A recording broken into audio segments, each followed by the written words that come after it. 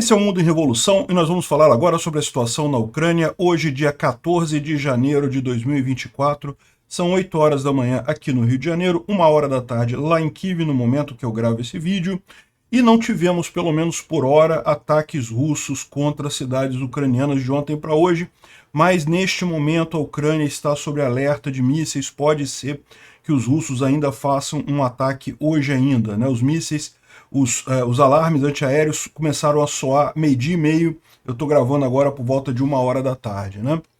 Mas a gente teve algumas boas informações do Ministério da Defesa ucraniano sobre o ataque de ontem, do dia 13 de janeiro, que mostra o sucesso muito grande dos equipamentos de guerra eletrônica ucranianos na derrubada dos mísseis e drones do ataque de ontem, né?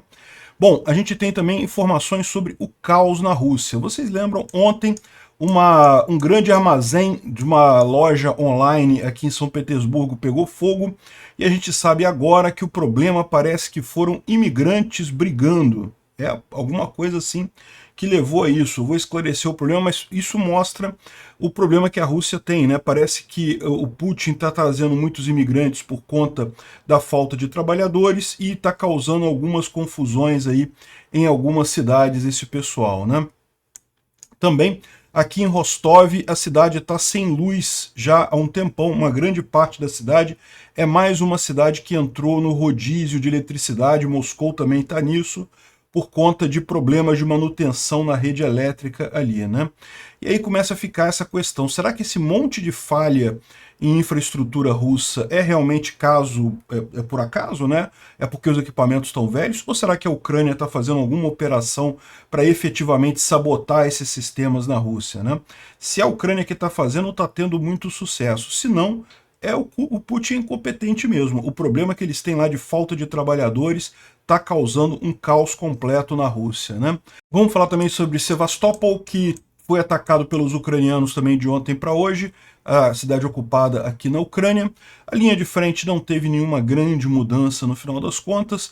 Vamos falar do Biden, que, como eu previ, está fazendo uso político dessa questão do parlamento estar negando ajuda à Ucrânia lá nos Estados Unidos.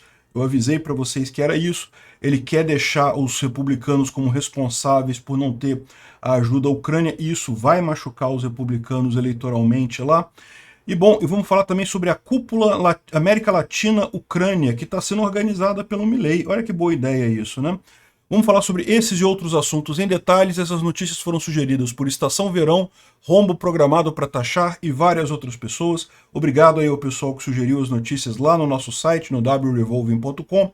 Obrigado a você que está assistindo o nosso vídeo. Se você gosta do nosso conteúdo, por favor, deixe o seu like e se inscreva aqui no canal, né? Pois bem, então vamos lá. Como eu falei para vocês, não teve até aqui ataque com mísseis ou drones nessa noite de ontem para hoje, do dia 13 para o dia 14. Vocês lembram, ontem, dia 13, né, do dia 12 para o dia 13, teve uma grande quantidade de mísseis, foram 40 mísseis lançados pelos russos, dos quais os ucranianos derrubaram 8 e teve mais 20 que foram destruídos por sistemas de guerra eletrônica. Então, do total dos 40, 28 foram totalmente inefetivos, mas 12 atingiram objetivos, principalmente porque visaram cidades que não têm sistemas de proteção antiaérea adequados, né?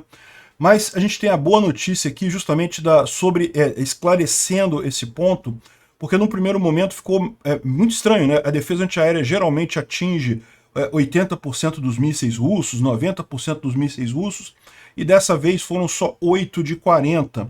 Mas segundo diz aqui a defesa antiaérea ucraniana, isso aqui foi justamente devido a vários mísseis que não tinham direcionamento, não tinham alvo claro. Aqui, ó, mais de 20 alvos aéreos que o inimigo usou no seu ataque, além daqueles 8 destruídos pela defesa antiaérea ucraniana, erraram seus alvos, né? O que isso significa? Ou eles caíram em algum lugar no campo, ou explodiram no meio do ar, ou foram afetados pelos sistemas de guerra eletrônica ucraniano. O resultado de repelir o ataque de hoje é dessa forma, né? 8 alvos nessa figura, ou seja, foram derrubados de fato, e esses 8 foram os que foram atingidos por defesa antiaérea ativa, ou seja, por mísseis de defesa antiaérea. Felizmente, os mísseis russos não estão sendo evitados apenas pelas forças de defesa também estão se tornando progressivamente piores. A Rússia está usando mísseis da Coreia do Norte e a própria fabricação dos mísseis lá na Rússia está sofrendo com as sanções, né? A gente pode ver uma deterioração na capacidade desses mísseis. Quem disse isso foi o Kirilo Budanov, que está dando essa entrevista aqui. Ele também mencionou que os mísseis estão se tornando menos eficientes e não atingindo seus alvos. Isso é provavelmente também o caso dos drones kamikazes e vamos esperar que essa tendência continue no futuro, né? É possível que alguma coisa esteja afetando esse processo. E o que ele fala aqui também é o seguinte, né? Muitos desses ataques da Rússia visavam exatamente apenas exaurir as defesas antiaéreas ucranianas. Então eram mísseis que eram lançados de propósito, sem um alvo definido, sem nada, na expectativa de que a Ucrânia tentasse derrubar esses mísseis e gastasse mais mísseis ucranianos, né? Então, excelente notícia. O ataque de ontem realmente foi um fracasso completo para a Rússia. Mas não foi só isso. Você lembra que ontem a gente falou que Mariupol tinha sido atingida, né? Que os ucranianos atingiram alguma coisa em Mariupol. E, lógico, ninguém fala nada, não temos imagem do lugar. Vocês sabem, quando algum alvo é atingido aqui na área ocupada, os russos não vão mostrar o que foi atingido, né? Por óbvio, né? Então a gente acaba tendo informações indiretas. O que eles estão dizendo aqui é que logo depois do fogo, né, do que foi atingido ali, não aconteceu nada de forma nenhuma. Os russos dizem que não aconteceu nada, mas eles começaram a mover pessoal e equipamento para o distrito marítimo de Mariupol, ou seja, de fato, os ucranianos atingiram alguma área com concentração de equipamentos e pessoal lá em Mariupol, e eles tentaram agora mover isso para outro lado, né? E lá em Berdiansk, os parceiros, previamente os parceiros são os partisãos, né? Previamente atacaram o porto de Berdiansk, que era usado como uma base militar, vai ter detalhes depois, e as consequências é o aumento do movimento de aeronaves em Mariupol, né? Bom, não aconteceu nada. Os russos dizem que não aconteceu nada, mas de fato aconteceu, senão eles não estavam mudando o pessoal, o equipamento lá de Mariupol, né?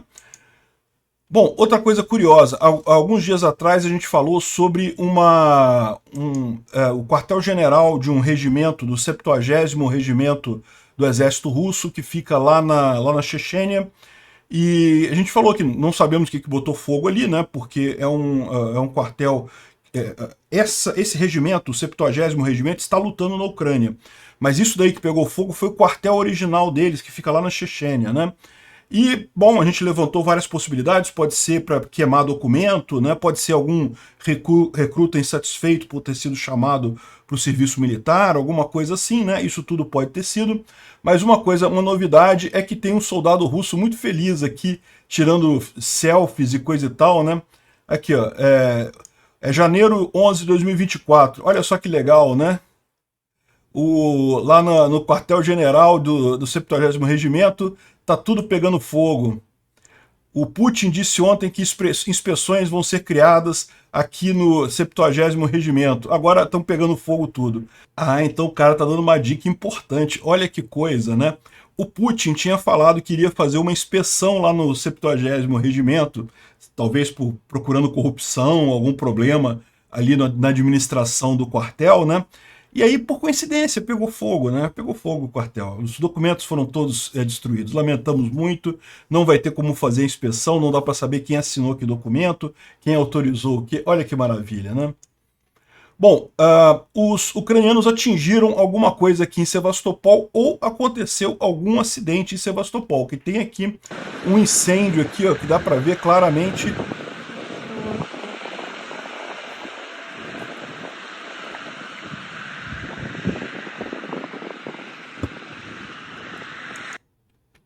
Alguma coisa pegando fogo ali, né? Aqui, ó, dá pra ver, eu acho que é o mesmo incêndio isso daqui, ó. Тут городок, балка, видите, что-то очень горит. Сейчас Mas esse daqui dá pra ver uns flashes, né, de luz, né? Talvez tenha atingido alguma coisa elétrica aqui, alguma subestação elétrica, alguma coisa desse tipo por aqui, né? E a gente tem essa imagem aqui, que eu não sei se é a mesma coisa ou se não é, tá vendo? Pode ser a mesma coisa, tá vendo? Tem um prédio aqui, ó.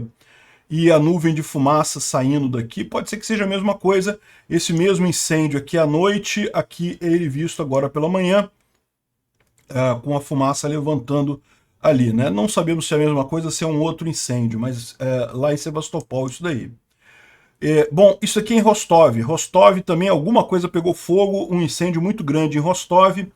Rostov é essa cidade aqui, né? Rostov-on-Don.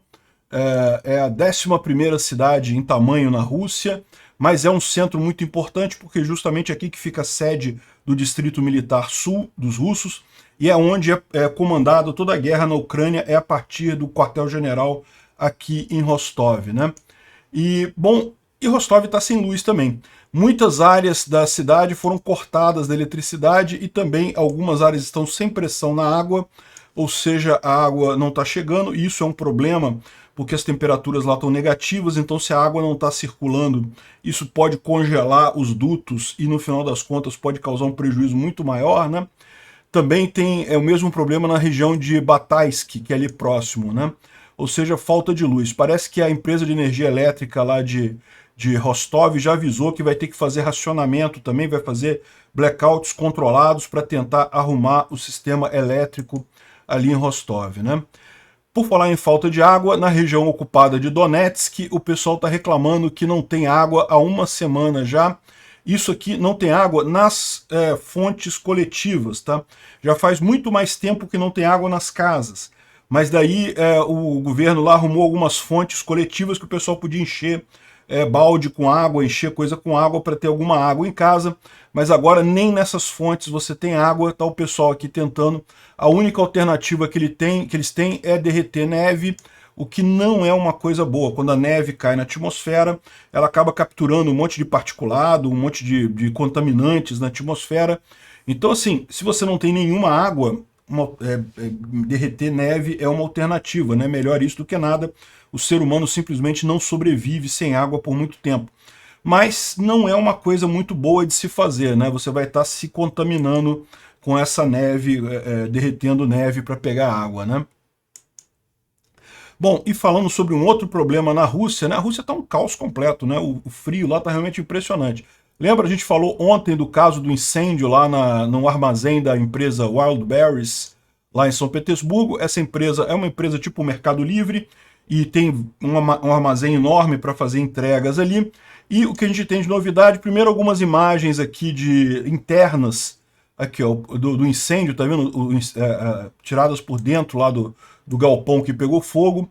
O pessoal começou a gritar que o teto estava colapsando e começaram a correr ali, né? E de fato o teto colapsou logo em seguida ali. E um problema que o pessoal teve foi justamente os empregados não estavam sendo permitidos sair sem a busca, né? Isso é relativamente normal nesses armazéns grandes e até em lojas de departamentos. Os funcionários, quando vão embora da loja de departamentos, têm que passar por uma busca para evitar que eles tenham roubado alguma coisa da loja ali, né? Infelizmente acaba sendo uma coisa comum os empregados roubar alguma coisinha lá do estoque. Então tem toda a saída do empregado, tem que passar por revista, né? Mas é lógico que nesse caso aqui o negócio pegando fogo, você querendo fazer revista nas pessoas, é uma coisa meio absurda, né? As pessoas estavam gritando pela vida ali, coisa e tal. Então no final das contas acabaram correndo e saindo direto por lá, né? Agora, o interessante é a descrição. Assim, aqui acabou totalmente o galpão queimou totalmente, não sobrou nada daquilo ali, né? E eu não sei o que tinha nesse galpão especificamente, mas como é uma loja online, deve ter de tudo ali, deve ter desde coisa baratinha, itens baratos até eletrônicos mais caros, então deve ter sido um prejuízo grande. Estão falando num prejuízo, aqui estão as informações, olha só. Segundo as autoridades russas, foram os muçulmanos que fizeram isso. Apareceu aqui, esse aqui é o vídeo, a gente já mostrou esse vídeo, o vídeo interno lá mostrando o teto colapsando, né? E aí ele fala aqui, ó, segundo informação da SHOT, que de alguma forma conseguiu implicar imigrantes muçulmanos ilegais que estavam trabalhando na loja, né? Então aqui está o SHOT, que é um veículo de mídia lá da Rússia, e ele fala aqui, ó, explicação do grande incêndio lá no armazém da Wildberries, no vilarejo de Shushari, lá em São Petersburgo. No dia 10 de janeiro, aconteceu uma briga entre imigrantes próximos ali do armazém, né? Um homem de 33 anos do Azerbaijão foi ferido com facada, né? Levou uma facada e foi hospitalizado em condição séria. O atacante foi um homem de 35 anos que é cidadão do Tajiquistão e foi detido e foi aberto um caso criminal contra ele, né? Nos dias 11 e 12 de janeiro, as forças de segurança resolveram fazer uma blitz na loja, fazer uma inspeção na loja, né? Porque havia caso, denúncia de violação de leis de imigração. O que está acontecendo, né? A Rússia facilitou muito a ida de imigrantes para a Rússia, principalmente porque quer usar eles na operação especial que eles chamam lá na guerra da Ucrânia, né? Quer usar eles no moedor de carne. Só que o imigrante chega lá, é lógico que ele não quer ir para a guerra, né? Ele tem ainda menos interesse de ir para a guerra do que os russos, porque não tem nada a ver com isso. Então os caras procuram alguma forma de se safar do recrutamento. E uma dessas formas é você conseguir um emprego nessas lojas. O que acontece, né? Como a Rússia também está com um problema de falta de mão de obra, eles evitam contratar quem está empregado, evitam recrutar ou mobilizar quem está empregado. Então, segundo eles fizeram essa verificação lá, parece que a loja estava violando as leis de imigração, contratando um número muito grande de imigrantes, né? No dia 12 de janeiro, um duto, né, um cano estourou na área de recebimento de bens, né? E acabou alagando a região toda ali, acabou causando um caos danado ali. O que eles estão dizendo aqui? Eles estão suspeitando que isso daí foi ação dos imigrantes, né? Ou seja, eles acharam que, como a polícia foi lá, ela deve ter pegado os imigrantes, deve ter feito alguns recrutamentos à força ali, e eles acharam que foi a própria loja que sacaneou eles, né? Que eles estavam trabalhando ali, mas como teve a briga, a loja resolveu denunciar eles todos, e aí a polícia levou uma parte deles, pelo menos, e aí alguém que ficou puto da vida e resolveu se vingar na loja, né? Então, primeiro quebrou esse cano, né, alagou um monte de coisa, mas no dia 13, né, ontem, às 7 horas da manhã, algumas caixas com produtos químicos pegaram fogo no primeiro bloco lá do armazém, né? E isso na prateleira de 6º nível, então lá em cima, no lugar mais inacessível possível. Os trabalhadores em outras zonas não responderam imediatamente ao alarme de incêndio, uma vez que na semana anterior tinha sido feito um exercício de ligar o alarme de incêndio, todo mundo achou que fosse um novo exercício agora, né? Quando o fogo se tornou óbvio que todo mundo viu que realmente estava pegando fogo ali, os 1.800 empregados começaram a correr para sair, né? E destruindo tudo que tinha pela frente, né? Segundo os empregados, a segurança não deixou eles saírem sem fazer a inspeção primeiro, mas quando a situação se tornou crítica, a multidão simplesmente demoliu os guardas, passou por cima dos guardas. Um homem foi perdido, não se sabe onde é que ele está durante essa evacuação. O fogo cobriu uma área de 70 metros quadrados, o teto colapsou em mais uma outra área de 50 metros, e centenas de trabalhadores não tiveram tempo de pegar seus itens pessoais. Muitos deixaram seu passaporte ali dentro, que acabou sendo queimado. Várias pessoas, de acordo com os empregados, foram pisoteadas durante a evacuação, mas não tem informação de feridos ou mortos, pelo menos não tem informação oficial de feridos ou mortos. E tem duas versões para o início do fogo. A primeira versão é que teria sido de propósito, né? Por conta daquela briga, ou por conta da polícia ter ido lá avaliar os imigrantes, pode ser que um deles tenha botado fogo de propósito. Segundo estão dizendo aqui, o pessoal da gerência da fábrica, da gerência do armazém, está inclinado a acreditar nessa versão, né? A segunda versão seria uma falha na fiação, né? Seria um curto-circuito elétrico, né? Essa versão é suportada por uma testemunha que disse que sentiu o cheiro característico de fio queimado 2 horas antes do incêndio, né? Segundo a investigação, os danos preliminares excedem 10 bilhões de rublos, né? O que daria mais ou menos 120 milhões de dólares ou 600 milhões de reais, aí, mais ou menos, para ter uma ideia do prejuízo. Até que não foi tanto, segundo, né, para queimar um armazém desse tamanho, né?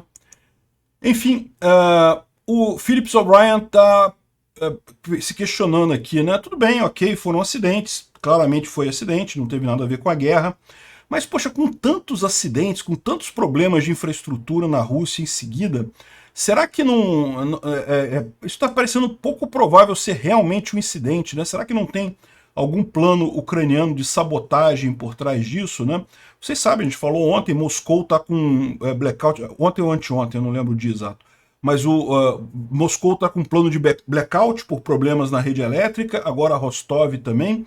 Um monte de cidades na Rússia está com um problema de calefação, problema elétrico, né? Segundo diz o Peskov, que é o porta-voz lá dos russos, isso tudo é devido ao inverno particularmente danoso, um inverno particularmente severo lá na Rússia, né? De fato, ao contrário do ano passado, que foi um inverno relativamente leve, o inverno desse ano está muito pesado lá na Rússia, e Moscou está com temperaturas neste momento de menos 13 graus, e isso está causando muito congelamento, coisa e tal. Mas olha só, Moscou sempre teve invernos muito frios, né? Sempre foi uma região muito fria. Então, por que esse ano está tendo esse problema todo, né? E uma dica é isso daqui que o pessoal está colocando aqui na revista, que a situação é catastrófica por falta de trabalhadores na Rússia, né? Eles estão falando principalmente no norte, por quê? Porque é onde você vê o problema mais sério, né? Lá no norte, para o pessoal da periferia da Rússia, vamos dizer assim, para cidades mais afastadas, o salário como recruta no exército russo acaba sendo um salário interessante, os caras vão lutar lá na guerra com a Ucrânia, e acaba que está faltando trabalhador em muito lugar lá na Rússia, né? Mas isso está acontecendo em menor grau, mas está acontecendo também em toda a Rússia, né? Em Moscou, em São Petersburgo e coisa e tal, o pessoal está com falta de pessoal para manutenção. Por quê? Porque uma grande parte foi mobilizada para a guerra, ou então foi voluntária para a guerra porque achou que o salário valia a pena e coisa e tal. Então, o que eles estão falando é isso, né? Com isso está gerando esse monte de problema. A manutenção desses sistemas, que deveria ser feita de tempos em tempos, não está sendo feita, está sendo deixado para lá, né? E esse monte de coisa se acumulando, um inverno muito frio acabou sendo a receita explosiva. Então a gente tem essas duas possibilidades. De certa forma, as duas são culpa do Putin, né? Porque se o Putin não tivesse invadido a Ucrânia não teria nenhum motivo para sabotar as instalações na Rússia. Então, se os ucranianos sabotando as instalações na Rússia, era só não ter invadido a Ucrânia que não teria problema. E se foi também por conta da invasão, por falta de pessoal para fazer manutenção e coisa e tal, também, mais uma vez, é culpa do Putin o que está acontecendo ali, né? E como eu disse, o grande problema é que você começa a ver isso está acontecendo num inverno muito rigoroso, né? Aqui em Omsk, é uma cidade mais afastada lá da Rússia, olha só como é que o prédio está congelado, né? Impressionante. E no final das contas, os sistemas não aguentam, né? Já estão com manutenção fraca, já não são coisas top de linha, manutenção está fraca, aí vem o inverno muito rigoroso, começa a estourar tudo, né? É isso que o Peskov falou. O que o Peskov não falou é justamente que não é só o frio. Se fosse só o frio, não teria problema. É o frio associado justamente à Rússia estar com uma economia focada na guerra, então fábricas que produziam peças para boilers e não sei o que lá, estão produzindo munição, estão produzindo peça para tanque, coisa e tal. Então a economia de guerra significa isso, né? Significa que falta outras coisas lá na Rússia, né? E também falta pessoal para fazer manutenção e coisa e tal. Então, sim, é por causa do frio, mas não é só por causa do frio, é também pela incompetência do Putin de resolver entrar nessa guerra, que ele não tem como ganhar, né? Vai ter que desistir em algum momento. Quando que o Putin vai desistir disso é que a gente não sabe, né? E, bom, as coisas não vão ficar muito boas, não, porque nesse momento lá em Moscou tá menos 13 graus, como a gente falou, mas o tempo não deve melhorar muito nos próximos dias. Tem uma melhora de hoje para amanhã, né? Vai ficar só menos 3 graus e coisa e tal, mas depois começa a cair novamente, chega a menos 18 aqui, ou seja, a tendência é ainda esfriar ainda mais adiante, até o final do mês aqui, ainda está menos 13 aqui, ou seja, não tem nenhum refresco ainda visto aqui para a Rússia nesse inverno, né? O inverno deve continuar muito rigoroso, pelo menos aí até o final do mês de janeiro. Fevereiro ainda deve ser um mês frio, né? Geralmente lá a primavera é em março, a coisa pode começar a dar alguma melhorada lá para março, né? E outra coisa curiosa, você pode falar assim, mas Kiev também está com problema, né? A Ucrânia também está frio. E sim, está frio na Ucrânia, evidentemente, mas não está tão frio, não. O fato é que a nevasca que está chegando em Moscou ali não está chegando até a Ucrânia, né? Alguém poderia até dizer que é uma intervenção divina, uma punição divina para o Putin, né? Porque, olha só, aqui em Kiev, você vê, tá frio, -1, -3 graus, para eu que sou carioca, tá congelado lá, né? Mas não tá essa coisa toda, que o máximo que chega é -11 aqui um dos dias, mas tipicamente isso não chega no nível de frio que tá lá em Moscou, né? Então, de novo, é um inverno mais frio que o ano passado, mas a Ucrânia está melhor esse ano porque tem defesas antiaéreas melhores, então os russos não conseguiram destruir a infraestrutura como fizeram no ano passado, e além disso, o frio não está tão intenso assim lá na Ucrânia, né? Falando sobre a linha de frente, aqui em Krink, os ucranianos liberaram um vídeo mostrando aqui, eles chamam aqui a estrada para Krink, né? É lógico, para Krink você tem que atravessar, o rio, né? Krink é nessa região aqui, essa cidadezinha aqui que está ocupada pelos ucranianos, na margem esquerda do rio de Dnipro. Isso incomoda muito os russos, porque significa que os ucranianos podem atacar diretamente os russos aqui, podem eventualmente fazer até uma contraofensiva por aqui no futuro, mas é lógico, o grande desafio aqui é o rio de Dnipro, né? A margem direita, que é a que está tomada pelos ucranianos, eles precisam atravessar aqui, e, segundo dizem, eles já fizeram pontes e estradas aqui por esse meio, de forma que eles precisam atravessar só isso daqui. Mas a gente não sabe, né? Não tem essa informação. E aqui estão eles indo na estrada para Krink, obviamente atravessando o rio ali, um iatezinho abandonado ali e tudo mais, né? E por falar em Krink, teve mais ataque ucraniano a esse tanque aqui em Krink, com o drone. Isso que os ucranianos estão fazendo a festa lá, porque os russos querem tirar os ucranianos a qualquer custo de Krink, mas, olha o dronezinho indo ali, ó. Mas com os ucranianos têm muita facilidade de operar por ali, devido à margem direita ser controlada por eles. E no finalzinho ali, ó, pum, atingiu o tanque lá. Destruiu o tanque completamente ali na região de Krink, né?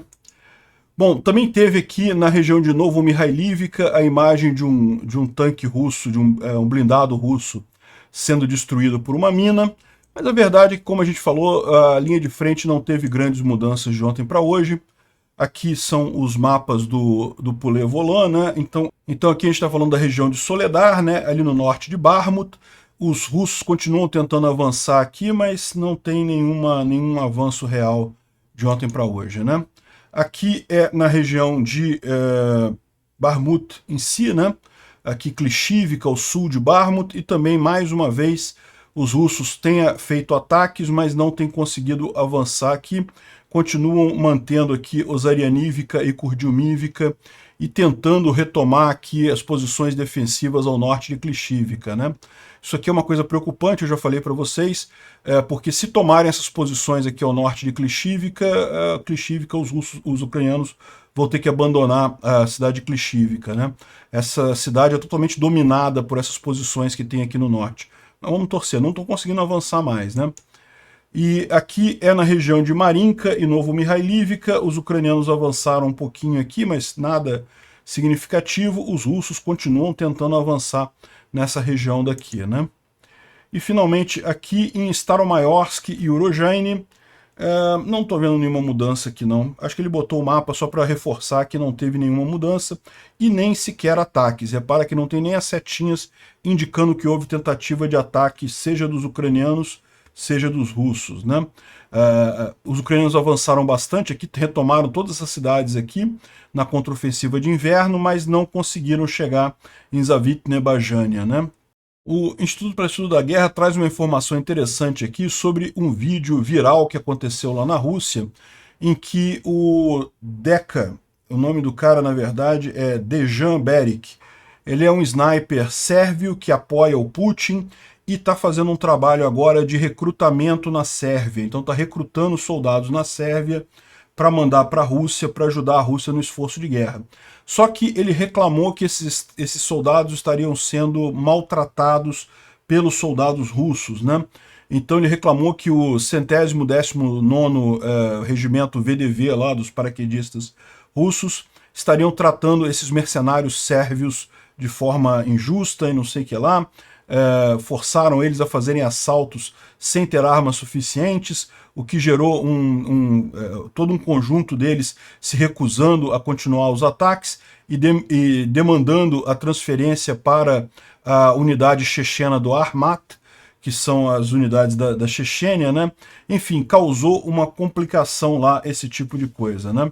Algumas fontes que conhecem a política da Rússia estão dizendo que, na verdade, esse ataque do Berik é uma indicação de uma guerra de clãs entre os Siloviki, lá do Putin, né? Siloviki são os grandes amigos do Putin que ajudam ele a governar a Rússia, né? Ele diz então que esse ataque do Berik é parte de um ataque informacional maior contra grupos bloggers russos e pessoas independentes que estão criticando o Ministério da Defesa, o Shoigu, e também o Patrushev, que é o chefe da inteligência. Então seria um movimento desses dois, do Shoigu e do Patrushev, contra o Igor Sechin, que é o magnata da companhia de óleo russa, a Rosneft, que é a principal empresa russa de petróleo, né? E que é também outro Siloviki do Putin. Ou seja, o que está acontecendo ali? A eleição está chegando, e embora todo mundo saiba que o Putin vai ganhar a eleição,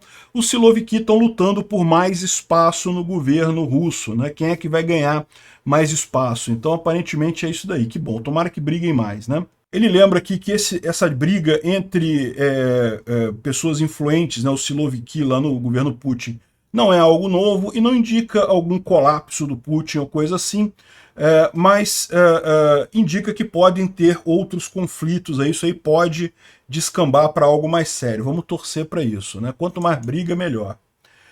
Outra coisa, o frio extremo lá na Rússia também está ajudando o Putin em outra coisa. Parece que eles estão cortando o aquecimento de prisões, de forma que os prisioneiros que não quiseram ir para a guerra chegam numa situação complicada, porque se ficarem na cela a menos 35 graus centígrados sem aquecimento, você morre, né? Não tem o que fazer, né? Então o que eles estão querendo aqui é justamente usar a temperatura fria para reforçar as tropas na Ucrânia, né? Muitas colônias penais estão desligando o aquecimento dos prisioneiros para ter mais gente disposta a ir para a guerra, né? Pois é, tem esse ponto também. Bom, a gente já falou sobre isso aqui, né? Mas aquele avião que pousou num campo de trigo, né, na Rússia, e o pessoal falou, não, eles estão só esperando congelar o campo para decolar de novo, né? A gente já tinha falado isso aqui, não tem chance de fazer isso, não tem como, né? Para pousar um pouso de emergência, você até consegue fazer isso num campo irregular. É difícil, não é fácil, né? Mas como o problema é desacelerar, o campo irregular até ajuda a desacelerar o avião. Mas para você decolar, você tem que acelerar o avião até a velocidade de voo dele, né? Então, um campo, mesmo congelado, vai ser muito rugoso, vai ter muitas irregularidades, o avião não consegue decolar essa coisa, né? E ele já deve estar cheio de dano devido ao pouso de emergência, né? Então não tem jeito. Virou uma carcaça no meio do nada lá da Rússia, né? Bom, o Biden fez um comunicado aqui dizendo que, bem, se os meus colegas republicanos não querem apoiar a Ucrânia, eles vão ter que pagar por isso muita coisa, disse o presidente Joe Biden quando falado sobre o próximo pacote de ajuda para a Ucrânia, né? Como eu falei para vocês, eu não tenho dúvida nenhuma que o Biden botou uma armadilha para o Congresso e os republicanos do Congresso estão caindo nessa armadilha, né? O apoio à Ucrânia é muito popular nos Estados Unidos, mesmo entre republicanos. Isso pode machucar muito as chances dos republicanos nessa eleição. Vai ser o suficiente para mudar o resultado final? Não, porque as pessoas votam não só pensando na Ucrânia, evidentemente, votam pensando em um conjunto de fatores lá nos Estados Unidos, mas está mais do que claro que esse é o ponto. Se o Biden quisesse mesmo botar o pé na lama e aprovar esse negócio ele mesmo, fazendo, como a gente falou, do excesso de inventário do exército, ele poderia fazer isso. Ele não quer fazer isso nesse momento justamente para colar na opinião pública a ideia de que são os republicanos que estão bloqueando o apoio para a Ucrânia, né? Se ele consegue mandar de outra forma, o pessoal vai achar, não, então os republicanos não fizeram tanto mal assim. Ele não quer fazer isso, ele quer deixar claro que os republicanos são os culpados por isso. É uma armadilha para os republicanos. E eles estão caindo igual um patinho nessa armadilha, né? Bom, uma outra notícia boa, parece que conseguiram aprovar uma petição para tirar o direito de voto da Hungria no Conselho da União Europeia, né? Já tem 120 assinaturas para isso, então isso tiraria do Orbán o direito de voto, e isso seria muito interessante para passar uma série de apoios para a Ucrânia, que já estão acertados por todos os demais membros, e só o Orbán está segurando isso daí, né? Ele próprio já falou que já está meio que amolecendo, porque está vendo que vai dar isso daí, né? Mas talvez acabe a punição saindo mais rápido e dessa forma ajuda a Ucrânia, né? Isso daqui é um site que está acompanhando os navios russos no Mediterrâneo, né? E ele fala aqui, ó, os vários navios russos que tem no Mediterrâneo, a maior parte deles está em portos, nos portos da Síria aqui, e o PM-82 está entre Tunis e Algés, no dia 12 de janeiro, e aí eles falam aqui, ó, alguns rumores de que o capitão do PM-82 cometeu suicídio, mas não conseguimos verificação nesse ponto, né? Então, os navios russos do Mediterrâneo estão no Mediterrâneo, a maior parte deles na Síria, e tem rumores de que um capitão de navio russo se suicidou, né? Sei lá, passou pela janela, pela escotilha do navio, acabou caindo da escotilha, alguma coisa assim, né? Vamos ver o que sai disso daí mais pra frente, né? Por hora é só rumores, né? Olha que coisa engraçada, né? O Jackson Hinckley, que é uma Russete lá dos Estados Unidos, né? Adora fazer propaganda pró-Rússia, coisa e tal. Aí começou a guerra, o Hamas contra Israel, ele fazia propaganda do Hamas também, coisa e tal. E agora ele está fazendo propaganda do Iêmen. E olha só a frase que ele colocou aqui, ó. Patriotas americanos se posicionam a favor do Iêmen. Eu não sei se ele sabe que, na verdade, o Iêmen está lutando contra os Estados Unidos, né? Então fica meio difícil de entender, assim, o patriota americano vai torcer para o inimigo.